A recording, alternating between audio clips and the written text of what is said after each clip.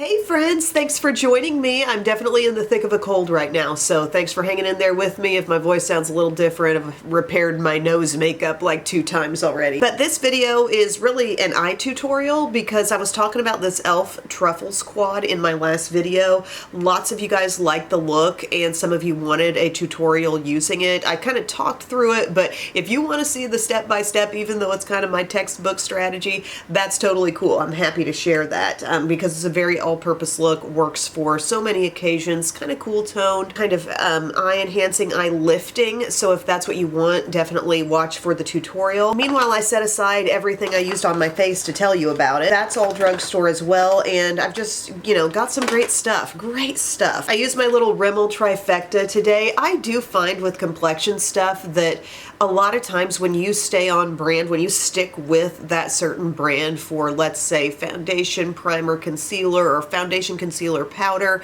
if it's available, the look really does turn out to look good and wear well. So what we did, we used our Rimmel Stay Matte Primer. I know I'm not even thinking, oh, I want to be so matte. But when I tell you that pairs well with Rimmel Lasting Finish Foundation, they're just great together. It's not like an over-drying primer. It's just very smoothing. And I think it's like a longevity thing. It helps this last even longer. Rimmel Lasting Finish, soft beige. This will still do awesome regardless of you using this. I gotta be honest, it's a phenomenal foundation, nearly full coverage with one pump. I used just one pump all over. I feel like it's maybe a little more natural looking on the skin than Wet n Wild Photo Focus Matte. I wouldn't even call that one a natural, it's just even more matte. But anyway, in with this look, I used my Rimmel Multitasker Concealer, which I wear in Sand. Okay, so gorgeous complexion by the time you've got those 3 on. I used my Maybelline Fit Me Loose Powder in Fair. That was real slick how I just spun that around. I set my under eye in T-zone with that. I used Rimmel Natural Bronzer in Sun Bronze on my hairline and contours here. My nose is actually running. I'm at that stage right now where I don't even feel that bad. It's just the annoyance of the runny nose. By the end of yesterday, my nose was red. I'd worn it all off. Sometimes what you can do if you touched up with a concealer brush,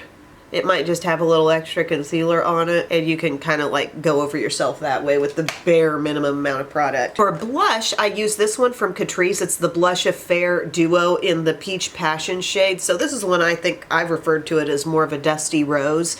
And it really is beautiful, isn't it? I love that tone. I kind of realized that I wasn't getting into my cream enough before because it shows up in a pretty profound way. And then I set that with the powder blush and I love it. And it's just matte. There's no shimmer in either of these products. I use my Peach Please highlighter from Hard Candy.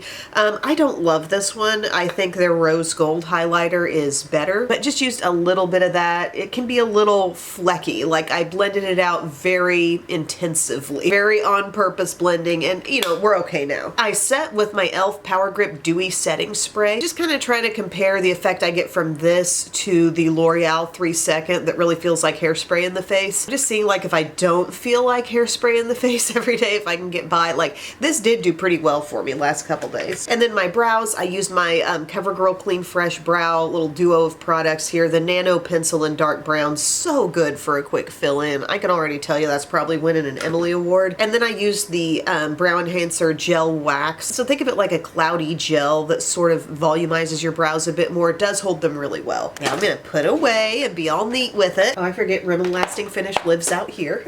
Certain foundations and concealers just take up residence on the table, and that's just how it is. Okie dokie, so now we're to eyes, and I'm going to use my Milani eyeshadow primer first. So this is how we really get great staying power all around. Shadows cling well to this. They stand out nicely on top of it. The key is to not use too much, so you're getting a small dab on your finger and you're sharing that little tiny dab between both your eyes. Now we grab our e.l.f. Truffle Squad. Do you have a medium brown? Do you have a dark brown? Do you have a black?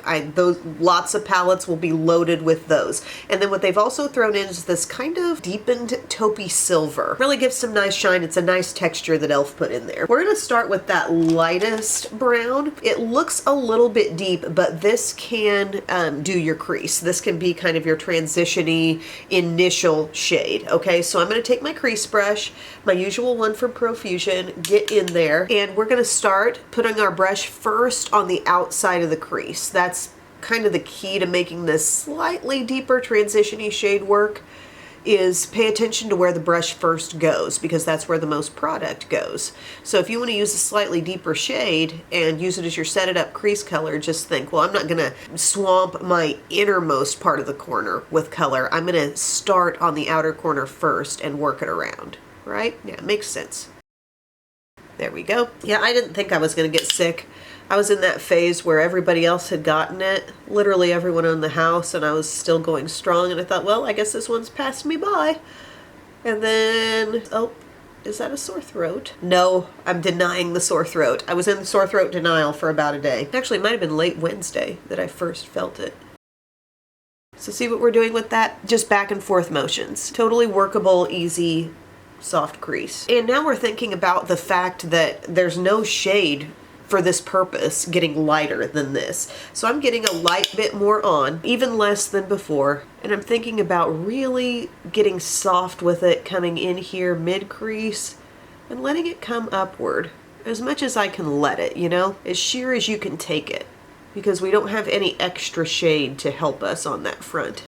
All right, I oddly did my left eye first with that step. That's fine. So even less on the brush than you first used. Then you can kind of go where you want to with it, shearing it until it can't shear anymore.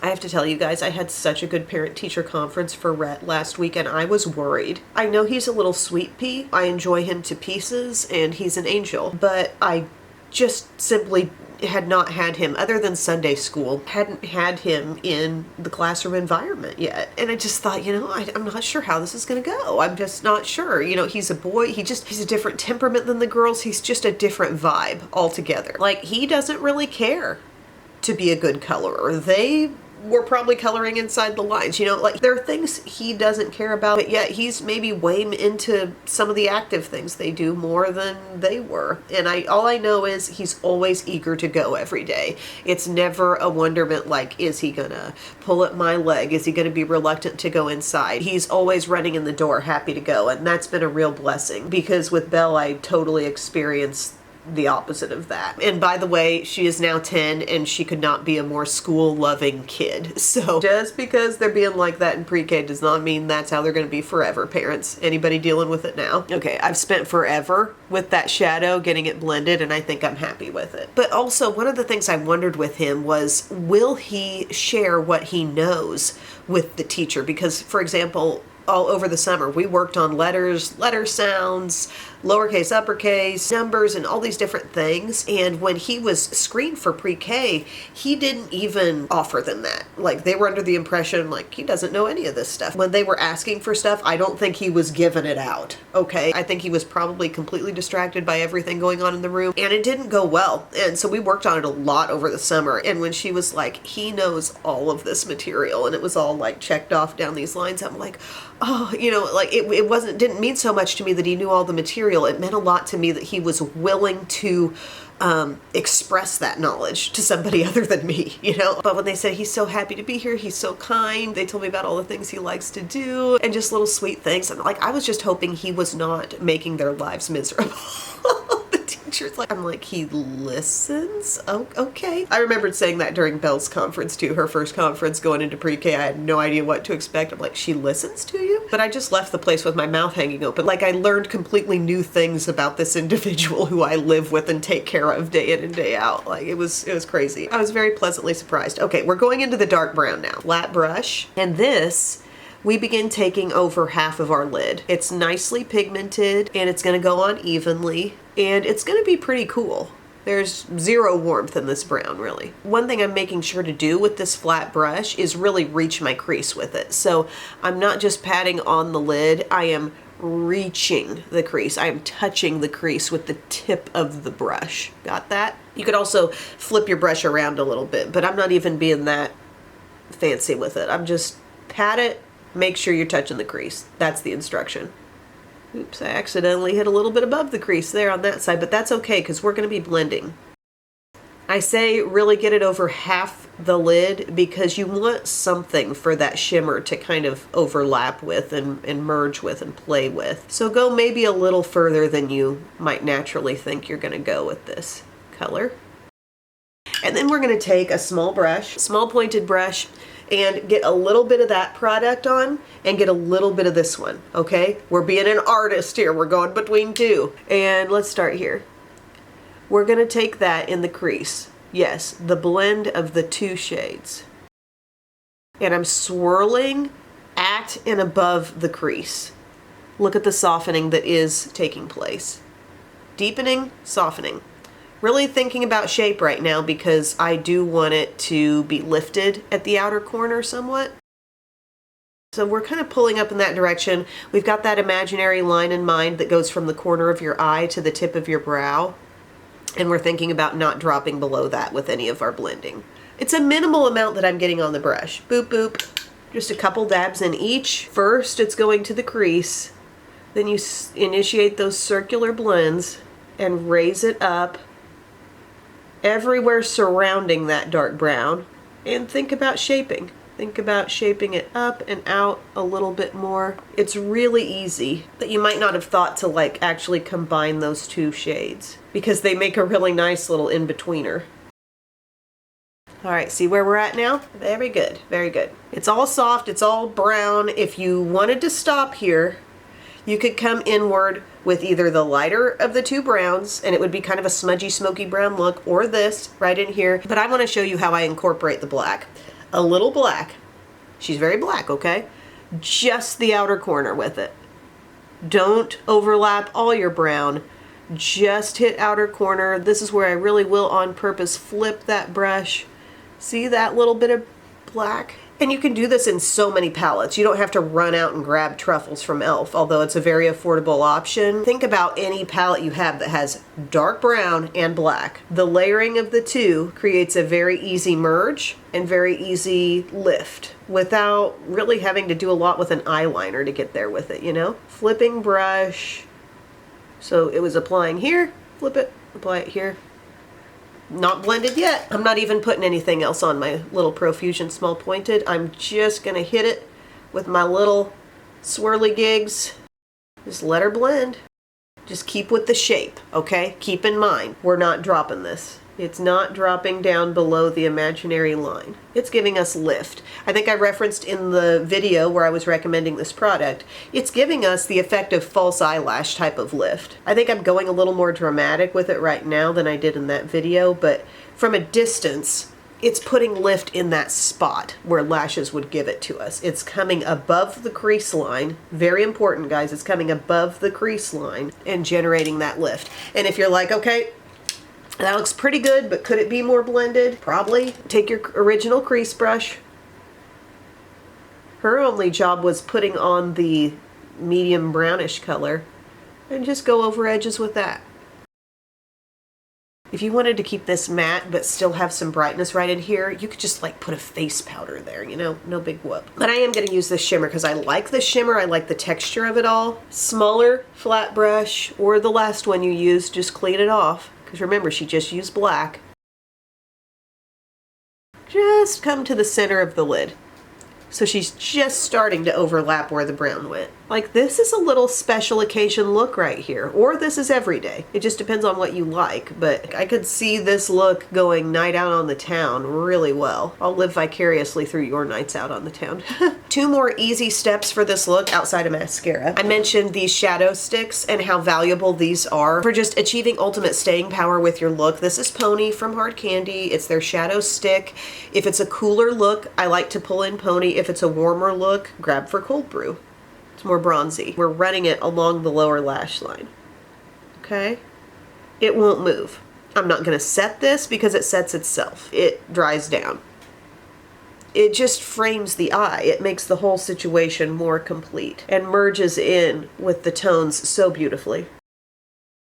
Okay? Just glide it on, that's all, friends. And then Bubbly is nice for inner corner because, like I said, we don't always get around this innermost corner with eyeshadow primer, and then we might be like, well, why isn't my shimmery shadow clinging there? Well, it may have nothing to cling to. Shadow Stick's like, I got this. This is just shimmery champagne. Encircle the inner corner for that little added pizzazz right there. It will stay. You won't be patting over it forever, just depositing layers of powder there to make it show up. Yeah, that'll show just fine. And notice I'm not even feeling the need to go under the lower lash line with like another layer of powder to make sure that doesn't drift. It won't drift. She's been tested. She's been tested dozens upon dozens of times. Next thing I'm going to do is throw on some mascara. I am going to blend this just a little better right here, but I'm not even going to fool with eyeliner today because I feel like my shadow has done the work. My shadow has really done the work of lifting, honestly defining my eye very well. So I'm going to put on mascara and be right back. Okay friends, here we go. Here's the finished look. I put mascara on top and bottom. I use this little, like, why do I like this? This mini of Maybelline Lash Sensational. I found it in my drawer. I didn't really remember loving this the first time I used it in a full size, but I'm liking the way it's coating up. It takes a little long to dry for my liking, but I do like the way the lashes look. And then I put a bit of Cali Ray Come Hell or High Water on the lower lashes.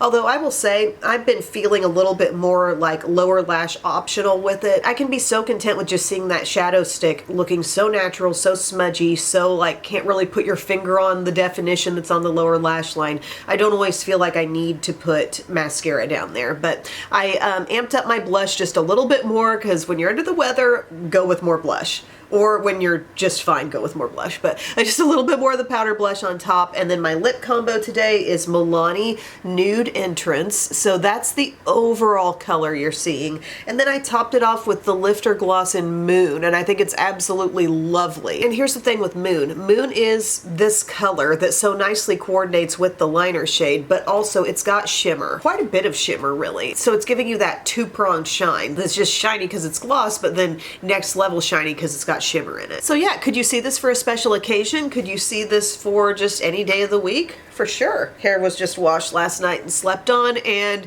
yay. I told Mom I think I need to cut it a little more. My hair grows really fast, and I feel like it's an inch longer than it was when it was first cut already. I'm trying to stay on this haircut because I really like it. But anyways, that's the look, friends. Thank you so much for requesting it. I hope it answered any questions you had, and please let me know more of your requests in the comments section below. I will see you all again very soon. I love you. Bye.